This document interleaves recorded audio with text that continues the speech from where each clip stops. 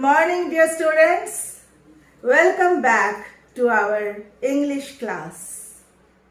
Today, we will discuss the question answer session of the chapter named Going Places by A.R. Barton. So, let's start the question answer session.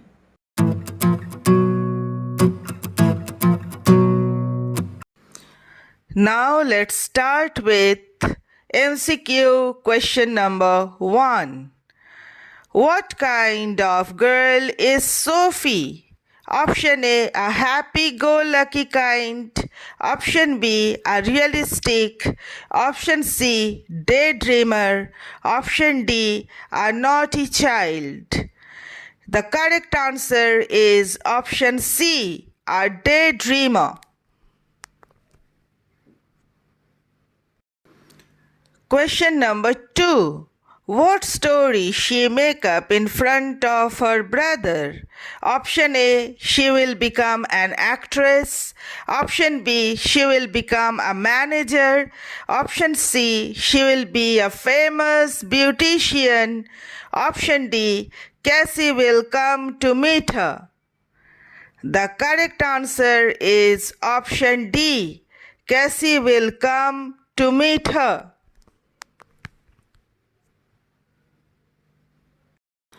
Question number 3. What does John C. tell Sophie? Option A, talk unrealistic. Option B, be wise. Option C, be practical.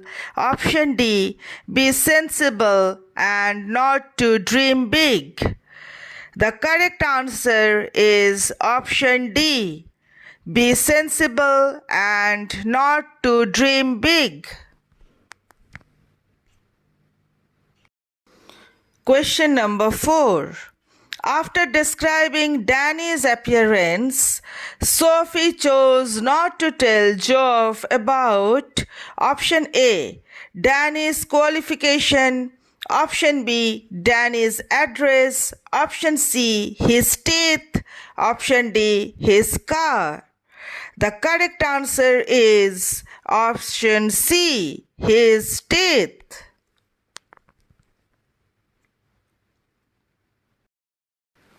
Question number 5.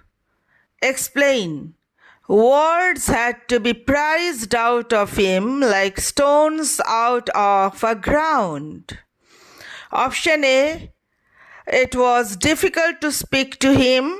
Option B, it was difficult to locate him in a shop. Option C, it was difficult to locate him in factory. Option D, it was difficult to get information out of him. The correct answer is option D, it was difficult to get information out of him. Now question number 6. Which game are Sophie and her family fans of? Option A, cricket. Option B, badminton. Option C, volleyball. Option D, football. The correct answer is option D, football.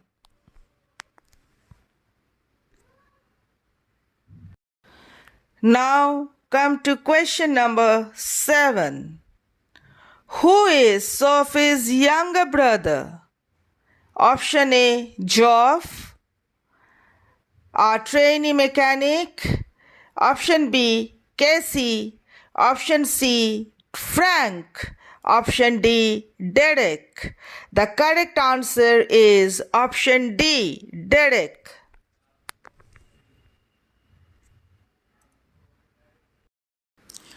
Now question number 8. Sophie's dreams and disappointments are all in her mind. Explain. Option A, they all represent her imagination and nothing in reality. Option B, they represent her nature. Option C, they explain her personality. Option D, they tell us her future. The correct answer is option A. They all represent her imagination and nothing in reality.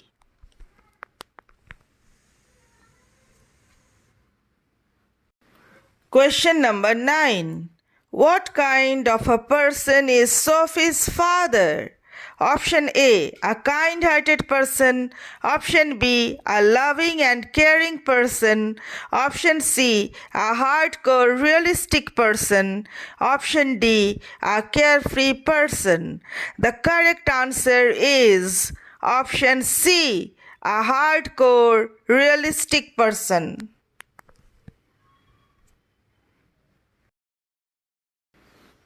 Now come to question number 10.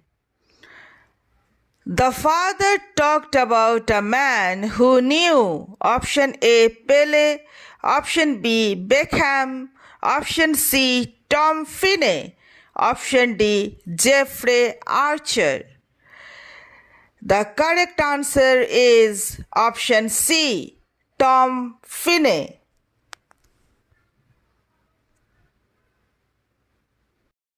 Now let's proceed towards the understanding of the text. Question number 1. Sophie and Jancy were classmates and friends. What were the differences between them that show up in the story? Answer. Sophie and Jancy are poles apart in tastes and temperament.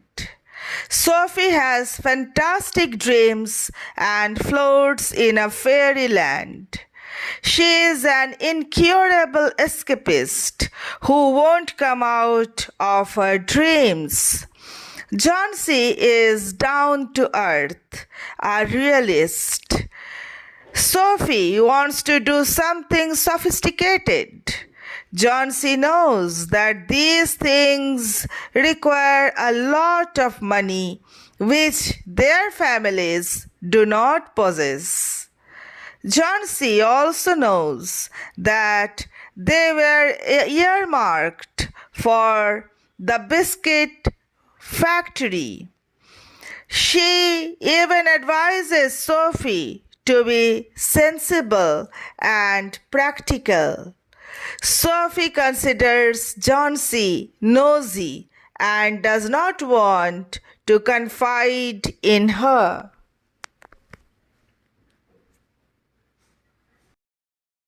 Now, understanding the text, question number 2. How would you describe the character and temperament of Sophie's father? Answer.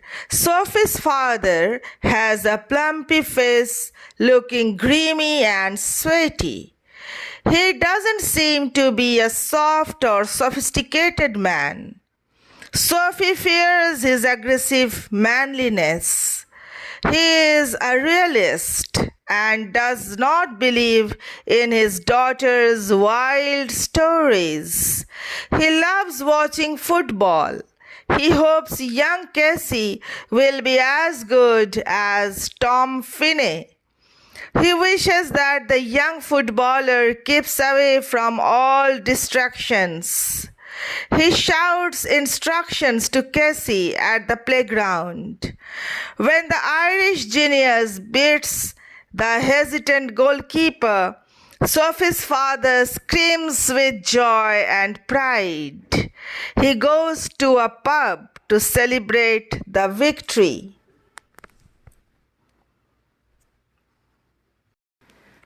Now, question number 3. Why did Sophie like her brother Geoff more than any other person? From her perspective, what did he symbolize? Answer. Geoff is the only person who listens to Sophie's fantasies and long-cherished dreams. Her father is too bossy and aggressive. He hates Sophie's fantastic stories. Even little Derek makes fun of her growing rich. Her classmate Johnsy is nosy and can't be trusted with a secret. Only Geoff can be trusted to keep all the secrets of Sophie to himself. From her perspective, Geoff symbolizes an elder brother who has grown up and visited places unknown to her. She wished that someday her brother might take her to those places. He is sympathetic and cautions her by telling her that Casey might have strings of girls.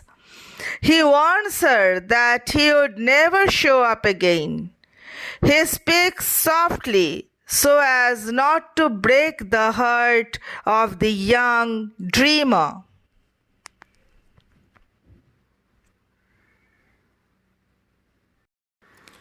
Now, understanding the text, question number 4. What socio-economic background did Sophie belong to? What are the indicators of her family's financial status? Answer. Sophie belongs to a lower middle class family. She is an escapist and has wild dreams. She dreams of things she can't have in real life. Johnsy tells her that boutique needs a lot of money. Sophie knows that the family doesn't have money. She says, if ever I came into money, I will buy a boutique. Even little Derek understands her unrealistic nature. Geoff's occupation reflects their socio-economic background. He is an apprentice mechanic. He travels to his work each day to the far side of the city. His jacket is shapeless. Her father lacks sophistication. He is a heavy-breathing man. He sits in his vest at the table. He grunts and tosses one of little Derek's shoes from his chair onto the sofa. There is stove in the same room where dirty washing is piled in a corner. Sophie's father goes to pub on his bicycle. All these indicators confirm their lower middle class family background.